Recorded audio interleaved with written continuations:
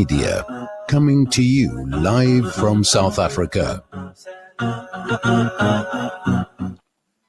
The time is just gone 11 minutes to 9 a.m. and we are now taking a look at the problem of begging, child begging syndicates operating, raking in huge amounts of money. And as we have been deeply entrenched into the campaign, 16 days of activism for no violence against women and children, what does this actually mean when children are sent out to beg and people are obviously exploiting them and profiteering to the tune of the numbers that we see close on to 2 million rand per month by syndicates. And we joined on the line this morning by Gail Elson, spokesperson for a Durban-based NGO, iCare. Gail, good morning to you. Welcome to the show. Good morning. Thank you for having me. Yes, Gail. In fact, I was just looking at one of the WhatsApp groups this morning and someone talking about begging, talking about beggars on almost every traffic intersection, on almost every corner.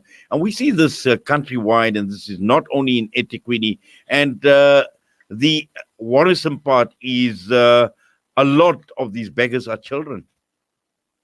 Correct. Now, unfortunately, you're so right there. Sorry, you can continue. Sorry about that, Gail. No, I just said, unfortunately, you're so right that most of them are children these days. It's terrible. Right. Now, let's talk about this problem, this scourge, this cancer. And I've seen an article come up talking about Durban child begging syndicates raking in 2 million rand per month. And we've heard that police obviously calling on anyone with information relating to syndicates to come forward. But at the end of the day, this is a problem. This is a huge problem. And your concern obviously is as an NGO, and you work on rehabilitating street children. You've been doing so for the last 18 years. What you are saying that these are well organized and these are quite extensive of networks that are operating. Yes, as we say, we've been working with street children for the past 18 years, and our focus is always from the age of 8 to 18, but we've now increased it to about 8 to 23, 8 being very young, 23 being ones that have come through our programs and have turned 18, and their families then say, well, you're not really worth a grant to us, and they come back to the streets because of poverty. So we have now done a skills and rehabilitation job preparation program for them. But yes, it's a huge problem in Durban, and we just see it getting worse. Since COVID, more beggars have just popped up everywhere. Yes. Now, one of the issues here is how well organized are these syndicates? And just from your experience, Gail, in talking to these children when you try and rehabilitate them, just how well organized is this? What are some of the issues that, we should be thinking about? Well, what we've learned is, some of the younger boys, even going through to older, but life on the streets is horrific. It's really terrible. And a lot of them run away from home because of poverty and abuse. And abuse doesn't necessarily mean physical abuse. It means just not their basic needs not being met. For example, food, schooling, health facilities, etc.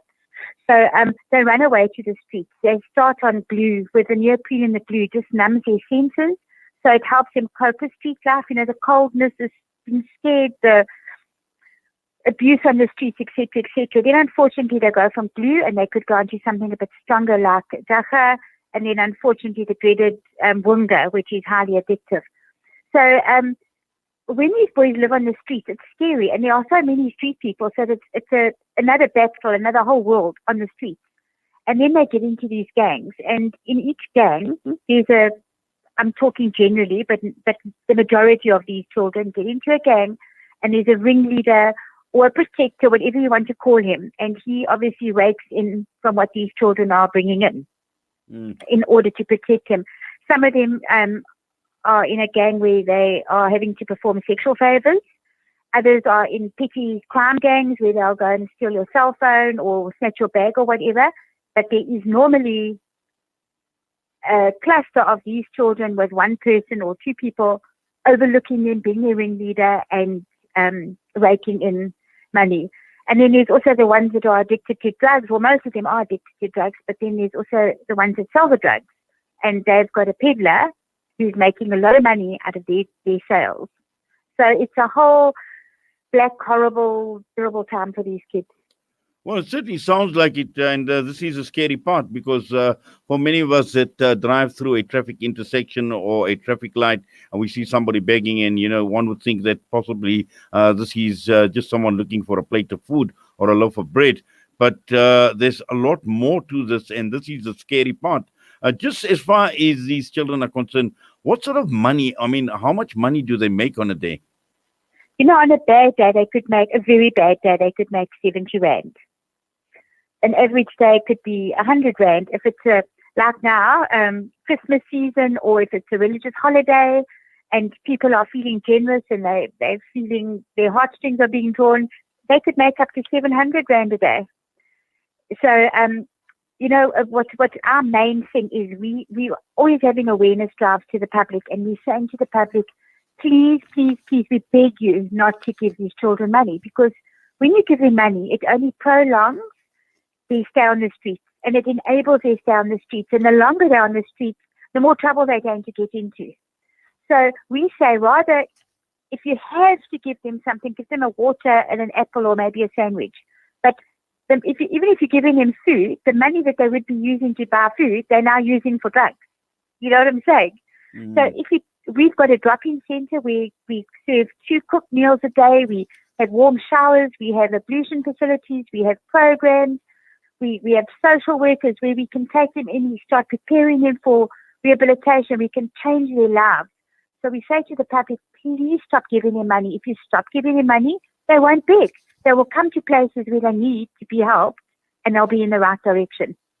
Gail, as far as these children are concerned, is age a factor? I mean, do they have to be of a certain age to be part of this network, so that they could obviously benefit or get maximum benefit out of the begging syndicate? Well, you know what? If I take my children if my kids were small and I went into Kentucky Fried Chicken to buy supper, and there were these little hungry boys sitting outside, how could I not buy them supper or give them 50 rand? Do you know what I'm saying?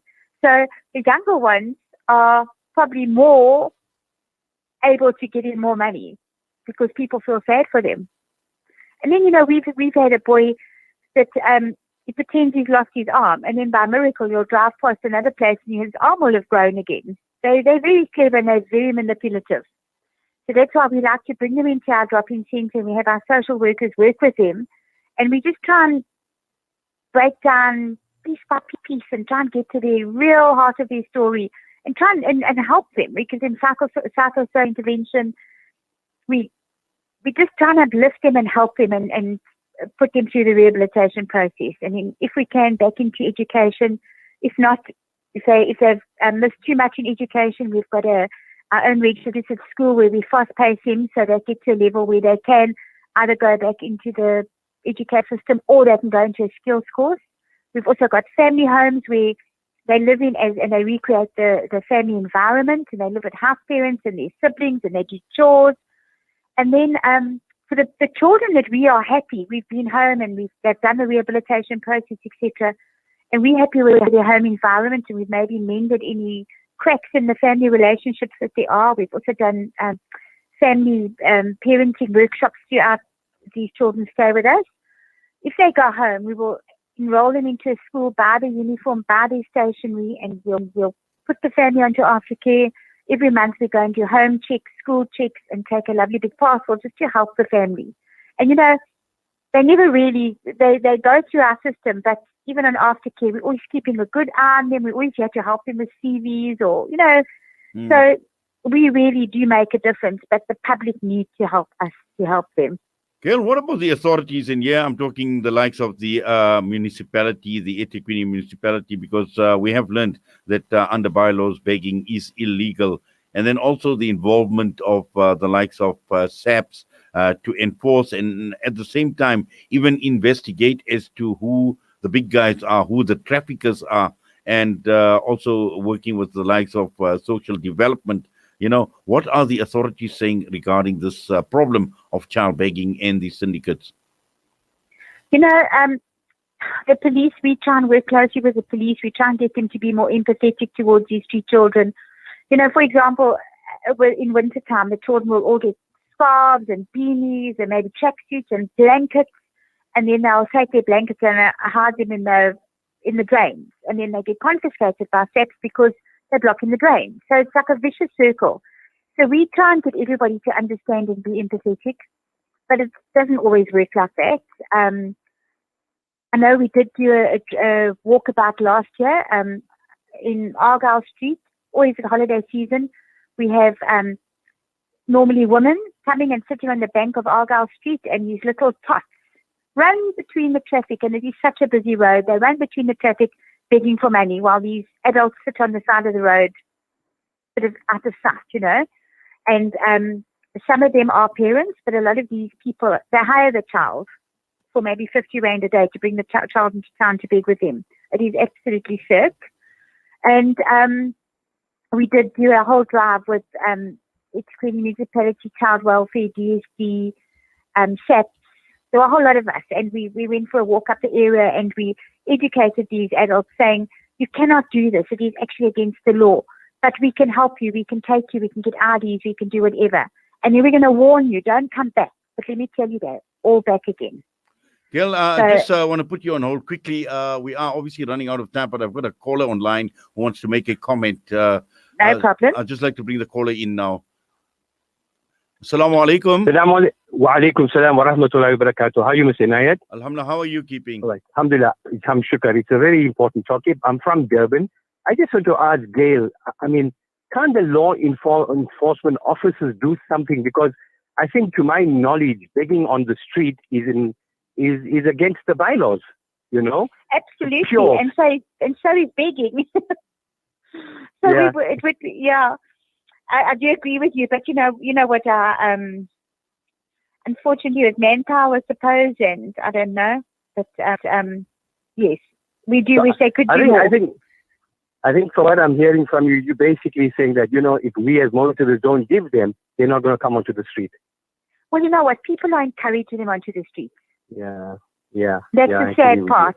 So that's what we're saying. Rather give to an organization like iCare, where we can help them transform their lives and change them back into effective members of society. But I think, Gail, also there are some individual beggars who run this as a business, not in a syndicate, but on their own. Yes, there are plenty like that. Okay, thank you, Gail. Okay. Thank you very much for your interest. Well, shukran for that call. Yes, Gail, in fact, I think just to wrap up, and I think the key issue here is, telling people that, be obviously wise, be streetwise, particularly when it comes to these beggars, and most importantly, try not to feed that habit, because the more you feed that habit, the more they're going to come out into the streets. Absolutely. And you know what? We can still show them respect. We can still say good morning. And you know what I do? For people that donate to us in any kind or money or whatever, I've got an iCare sticker that we put onto the person's windscreen or the side window of their car. And when a beggar in the age group that we look after comes to their car, you just point to iCare. And they all know who iCare is. And as soon as they see, oh my word, those people are giving to iCare, they're not going to give to me, but they're giving to iCare, they're going to come for help because they're going to have no other option. Well, Gail, thank you very much for that and for your time with us this morning on Salam Media. We wish you all the best. Thank you very much, and thank you for your interest. Gail Elson, spokesperson for Durban-based NGO iCare, regarding the scourge of begging.